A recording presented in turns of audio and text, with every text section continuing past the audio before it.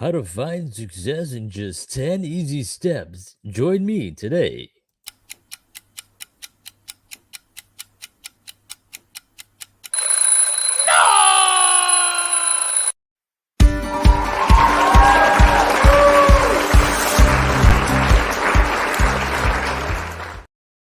Hey, good morning, everyone. Welcome to 7 a.m. It is John Henry Soto here.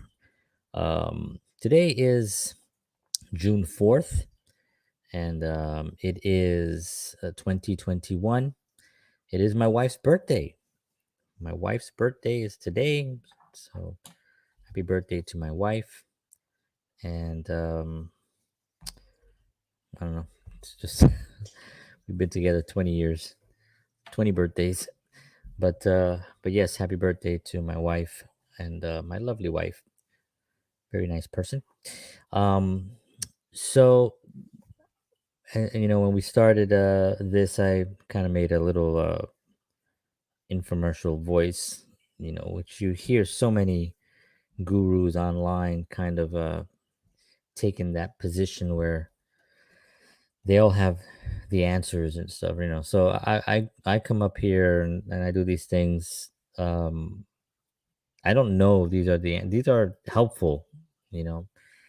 When somebody comes up, he goes, and then I've read a lot of the books, and I do follow certain online guru guys, right? Um, who have written good works, good books, things that are workable, but not all of them have the answer, right? They all, within a combination, they all kind of have the same narrative, and a lot of it, what I'm going to talk about today, is kind of in that same vein, because I think most of us have an innate ability to see and to feel what the right thing is, but it gets clouded with problems and with other people's viewpoints, with just trying to reach that goal, with our own minds screw us up, right? So there's a whole slew of things that can come into play as we try to move forward. So a lot of these things are across the board, make sense, you know. But when someone takes them and puts them into a little package deal, it's kind of useful, because then you can take it and you can draw, pick the things out of that you need, and most of the stuff, not most of it, all of the stuff that I talk about is really from a 25-year journey on my spiritual awareness and awakening, and it comes from practical and practiced um, philosophy, things that I've actually physically, mentally, and spiritually have done and have experienced. So it's not from a book that I learned this thing, it's from actually living the life, right? And so in 2013, and I spoke about this before, I'm going to do something with this at some point, but in 2013, I had the sort of an epiphany on a few things, certain people that were in my life that I needed to um, certain ideas that I had in my head that I had to try to push away, move forward. Certain creative elements of my life that I weren't, was not pursuing. Um, all these things kind of came in to me during a conversation I was having with someone from my religion, who was showing me certain references and certain things on what happens to an individual when they're surrounded by people that are suppressive, and people that tend to squash you because of their own insecurities, right? And when you're surrounded by people like that for a long period of time, it really makes it difficult for anybody to do anything, right? So in 2013, I kind of had that epiphany, and I had that um it was just a clearer thing. Everything is muck. Everything was like this. I'm kind of looking at, these are all problems, right? My 10 fingers are problems, and they're right here, you know.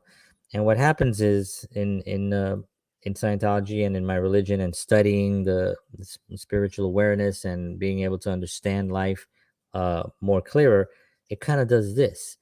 So it doesn't mean that they're gone. The problems and the things you got to handle, it doesn't mean they're gone, but it means that you can actually see a little clearer, and you can be like, ah, I see. Okay, that's what was stopping me from really handling these things. It's not this. This is not where the problem is, right? These are just things that have to be resolved. The problem is something that's actually holding you back, and something that it could be a person, it can be your own mind, telling you that you can't do something. All these things are there's a technology, there is a method of handling all of these things, right? And it makes it a lot easier when you start pushing things aside and you start being able to see clearly what actually needs to be addressed, as opposed to all this stuff, right? I'm gonna stop doing this because it looks like I'm doing some weird dance. Chicka, chicka, bang, chicka, inko. A little too early for that, right? So, 2013, I sat down and I thought to myself, you know what? What was the thing? What were things that I did that were successful, like in my life?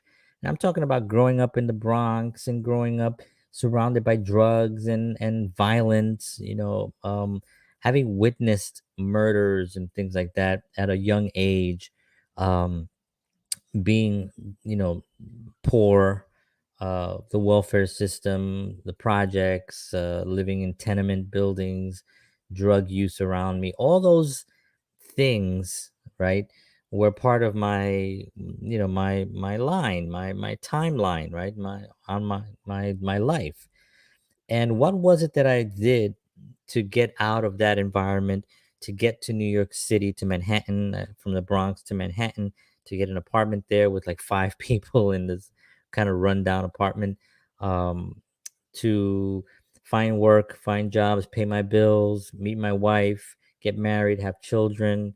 All these steps that I took, that were the right steps, that felt right, were also hit with a lot of doubt and a lot of uncertainty. So, but what was it that I did? What was my mentality to to succeed, right? So I started writing this down in 2013, and I wrote down about, I had a bunch of them. I had like more than 20 things, right?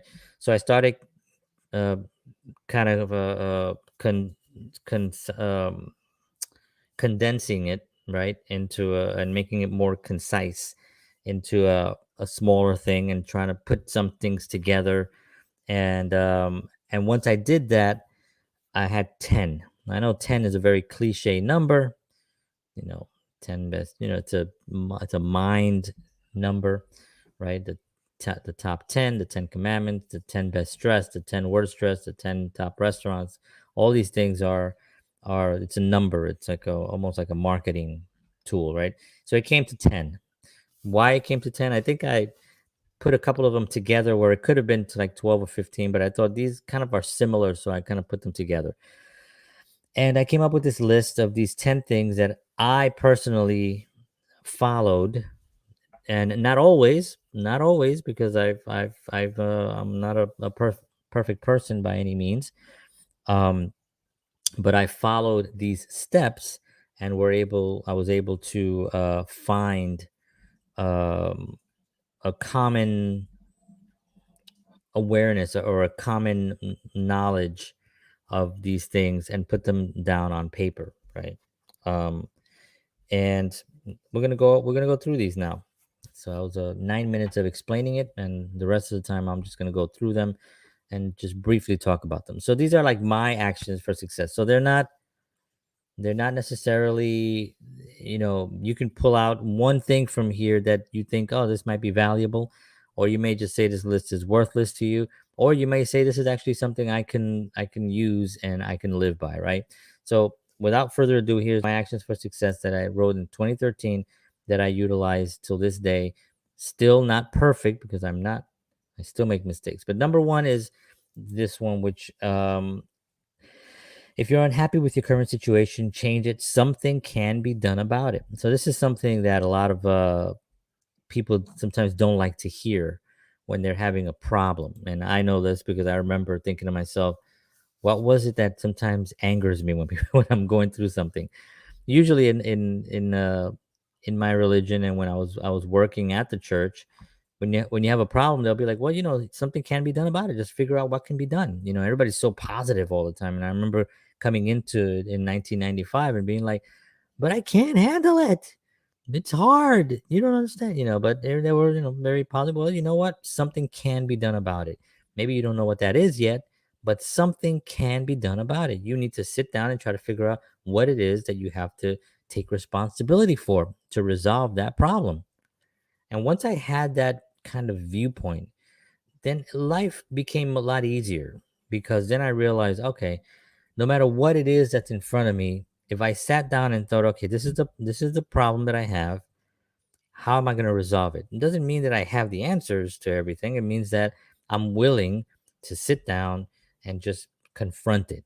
And that's a major, major thing. Once you're able to confront it, you can find something that can be done about it, and you just keep moving forward, right? Number two is don't compare yourself to another's success, right? Don't disparage them either. So you get this a lot in the arts. People compare themselves to someone else, right? Well, I'm a type. I'm this type. I'm the type of this guy. Like me. Somebody said that I was what was it? It was Danny DeVito and Spike Lee, I think it was, or Woody Allen or Spike Lee. I think maybe it was Spike Lee. I don't remember.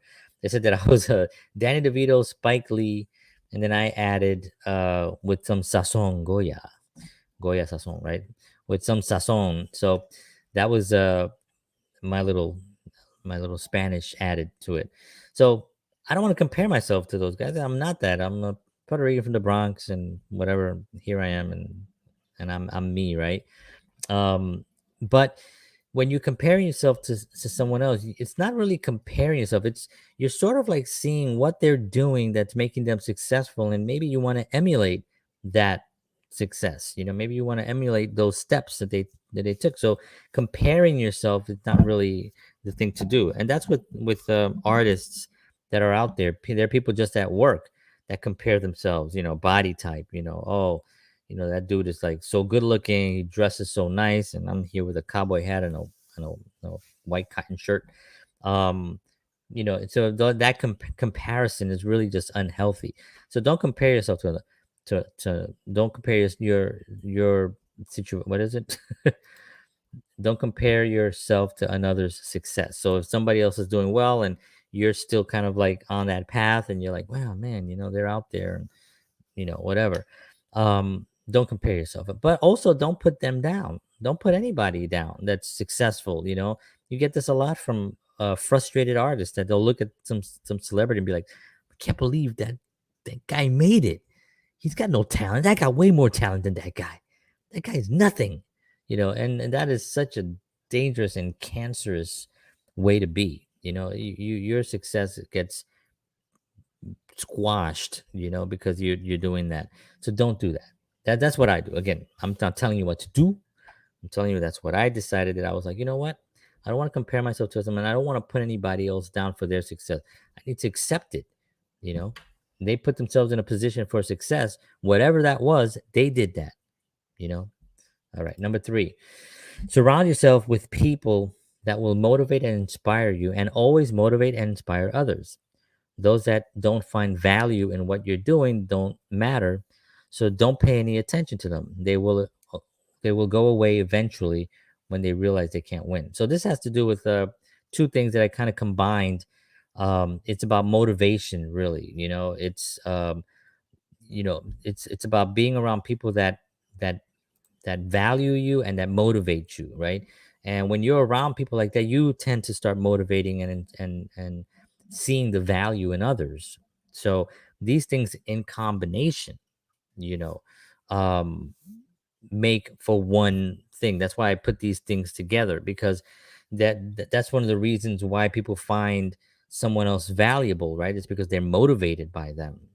When people motivate others, they tend to want to motivate as well. And when you have a group of people that motivate others, well, now you have a really powerful group, right? So you have to surround yourself with those kind of people. I might actually do a show on each of these and talk more in depth on each one, because each one can be broken down pretty heavily. or pretty deeply or whatever. Number four, don't be afraid to promote your work and do it often. If you believe in what you're doing, that will communicate to others. Remember, this is show business, so showing your business is part of the game. Can you name that famous person that never promoted anything? Me neither. So this is something that I remember as a young musician when I was in a group of other musicians and we were playing. I remember this one particular time, and this is why this one is so important to me and why I wrote it down was I was in a studio or in a rehearsal studio with a band with the band that I was in at the time, and we had just finished one of the songs, a song that I wrote, and there was a guy that was visiting the studio, kind of like, well, it was in a house, so people were coming in and out. So this guy came in and he heard this us play the song, and at the end of the song, he was like, "Wow, that's a great song. Who wrote that song?" And nobody said John, and I was too shy or too introverted to say I wrote that. I just stayed quiet, and somebody else started talking, and then that went away. That moment of like promoting myself and saying like, yeah, it's okay. I could say I wrote that song. I was like, oh yeah, I wrote that. I'm not saying like, hey, I wrote that. No, what I mean, I was just saying, yeah, I wrote that. Oh, oh, that's awesome, great song, thank you. I appreciate that. It's very, very simple to be happy with the work that you've done and to accept it and to have others like it and then just be like, hey man, I appreciate that. So you have to promote yourself. It's okay. Some people are like, oh, I don't like to really talk about myself. I don't like to promote. And this is not just for artistic things. This is for anybody. If you're a kick-ass real estate, if you're a kick-ass architect, if you're a kick-ass doctor, dentist, chiropractor, lawyer, I said lawyer already, whatever. If you have all these things, go out there and talk about the work that you do and be proud of it. Be happy, because it's gonna make someone else take notice, and you get more engagement that way, positive engagement. And it's okay, to tell people, to show people your work, and you have to do it often. And it's okay. You have permission to do that. All right, number five. If you're having problems or feel stuck, ask someone you trust for some help or advice, but never ask someone to hire you because you have a relationship with them. And always make yourself available to someone to help someone. So this is a three-parter, but it's all has to do with help. So this is really a help thing.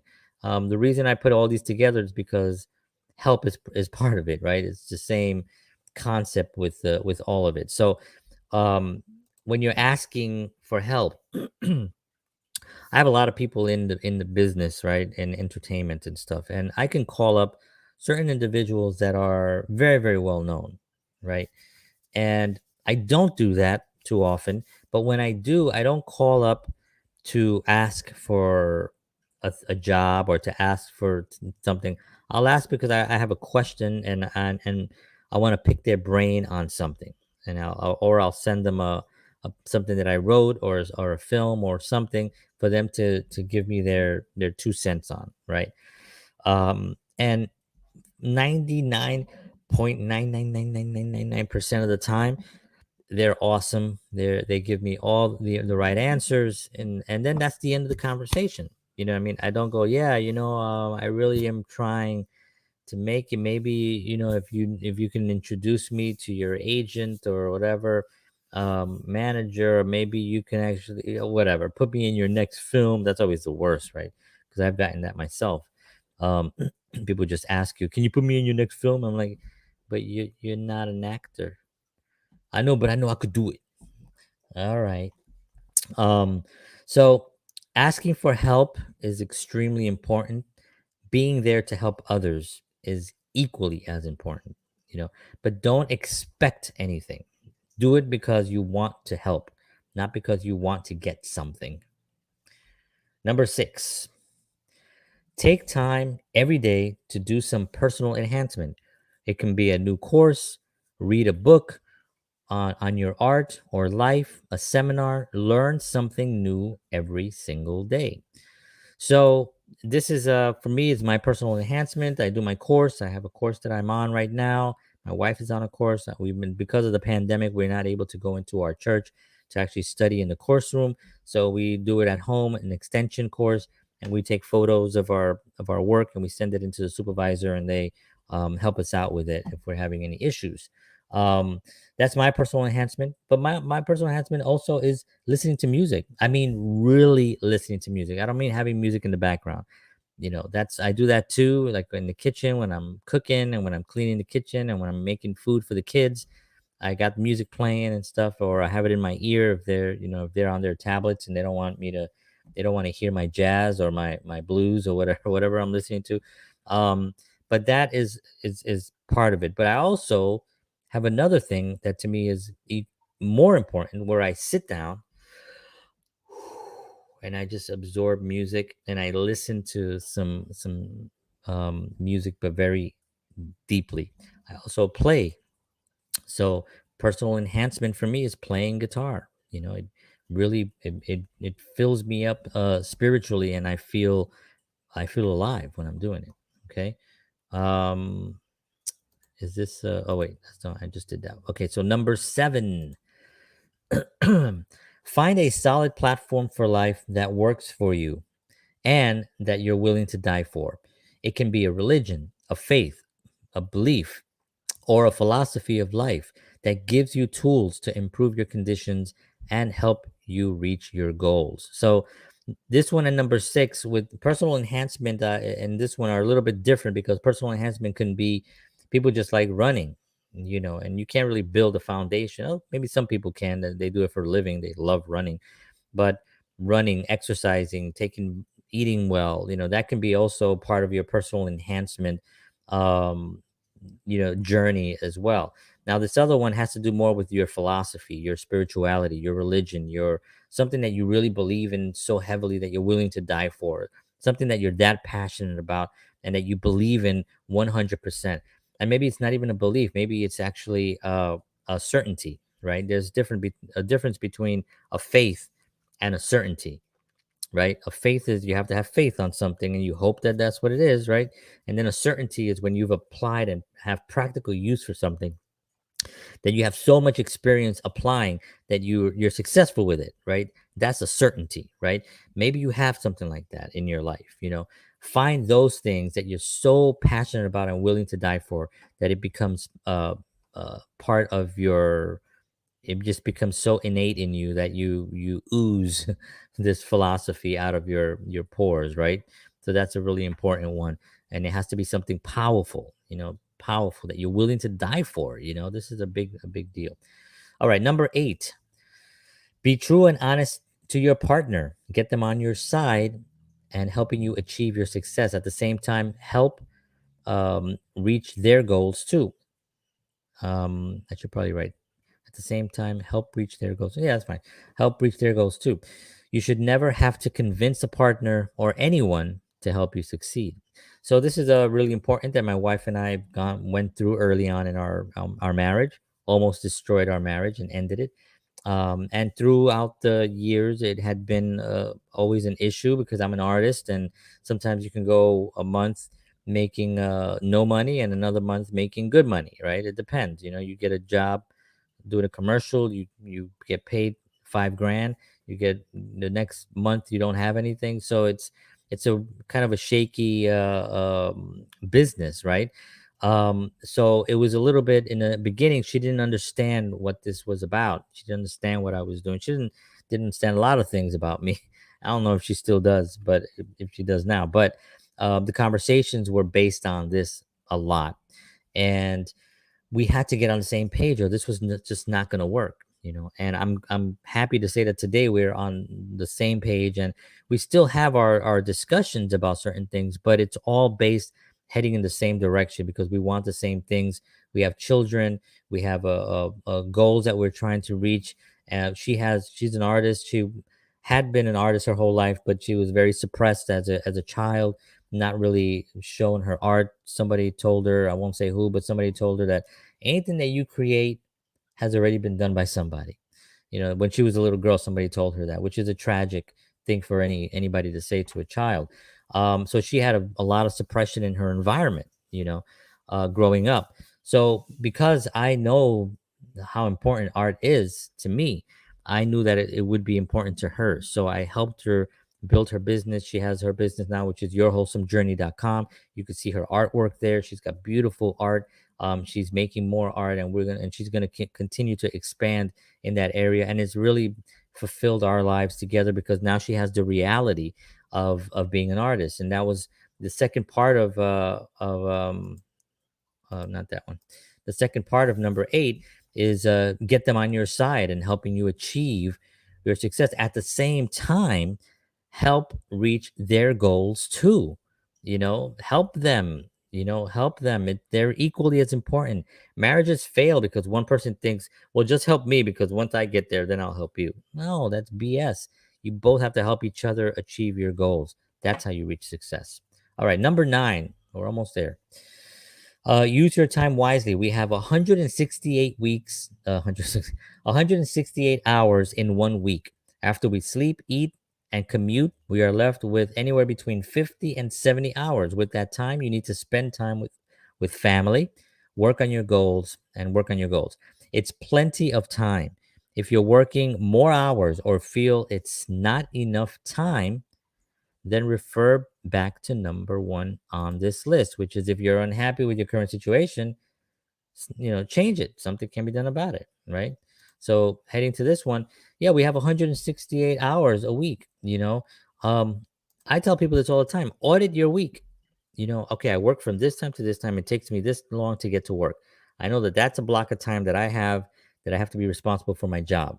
When I get home, from this time to this time, I spend time either cooking or cleaning or with the kids, whatever. So from this time to this time, I have an hour a week that I could spend doing something that I'm trying to achieve, right? Some goal. And you be very, very disciplined with that hour. Tell people in the house, you gotta listen, at 8 o'clock tonight to 9 o'clock tonight, no one talks to me. I have 1 hour where I'm trying to get this done. Does everyone understand? You know, get everybody on your side to understand that you have that 1 hour that you're trying to do something, and tell them why you're doing it, and get people around you involved. And I guarantee you that that hour a week, you do it every single day. You'll have 365 hours in a year of time that you spend towards your goal. You're going to be much further along. Trust me. Number 10, the final one is take care of yourself. Eat foods that will give you energy and take good quality supplements if needed. You need to be able to control the body at will and make it do things. Sometimes you might be tired and want to veg out, as some say, but the only goal a vegetable has is to be cut up in a salad, then devoured. Don't be devoured, move. So basically, don't sit still, move around. You got to move the body. The body's got to move, and if you're not putting good fuel into the body, you're going to want to do this. You get home from work, you're exhausted, you're tired, I mean, depending on what your job is. Maybe it's manual labor, maybe you're in construction. I get that. That's a different stuff. I'm talking about if you work in an office and you come home and you're drained from the office. Again, maybe the environment that you work in is toxic and you don't have a lot of the things that I talked about earlier in that environment. So you need to refer to number 1, change it, right? Something can be done about it. But if it's just you're working and you like your job, but you come home and you're tired, look at what you're eating. Look at what are you exercising? Are you taking enough supplements? I'm not a doctor, so visit your doctor if you're feeling sick or if you're feeling that way, and have them not prescribe, but have them suggest certain things to you. If they're giving you just drugs, then find another doctor. But either find something that's actually fueling your body. Our bodies are a machine, right? Just think about your car, right? These are the obvious cliche things that people say all the time. Think of your body as a car, right? Well, if you don't put good oil in your car, what's going to happen to your car? It's going to break down. Put good gasoline in your car. If you these are all things we've all heard, right? This is a body. This moves around, right? You got to put good stuff. You got to drink water, not too much sugar, low carbs, right? Not too much bread and cookies and cake, all the good stuff, right? But there's a lot of other good things that you can have, right? You can have a lot of fruit. You can have. I know fruit has sugar in it, so you got to be careful with the sugar. If you're have a certain level, but go to a get yourself some supplements if you need some extra stuff. There's a lot of them out there. You can research them, find the best ones that are out there. They'll be a little expensive if you need a supplement. Maybe you don't need a supplement. I don't. I'm one that really doesn't use supplements too much. They actually kind of mess me up actually. So I don't really use supplements too much. I really just try to eat well and drink a lot of water. I don't drink I don't have soda. I don't drink sugar drinks or anything like that. But that's number 10. And that is my list of 10. I hope those were helpful for you. I've gone 30 minutes, which is all right because this is a long list. Um, but I think I'm going to break these down and maybe do a one or two per episode and break them down a little bit further. Um, I think it gets me more jazzed up to have a conversation about it because it opens up my mind to experiences that I've had that I think will be valuable to an audience listening that might be in that same situation or position that they can say, oh, I'm kind of feeling that way, or oh, that's a good idea. I should do that with my situation, right? All right, folks. Woo! Thank you very much for tuning in. I appreciate y'all very much. Have a wonderful weekend. I will be back Monday morning at 7 a.m. Enjoy yourselves. It is Friday, right? Yes, it is Friday. Enjoy yourselves this weekend. Do something exciting and then let me know about it. Always email me at johnhenrysoto@protonmail.com. I love to hear from you. Any thoughts, any suggestions on the show, any ideas you want to come on the show at 7 a.m., that'd be awesome too. I'd love to hear from you. Thank you so much. Appreciate y'all. Make today great. Make the weekend great.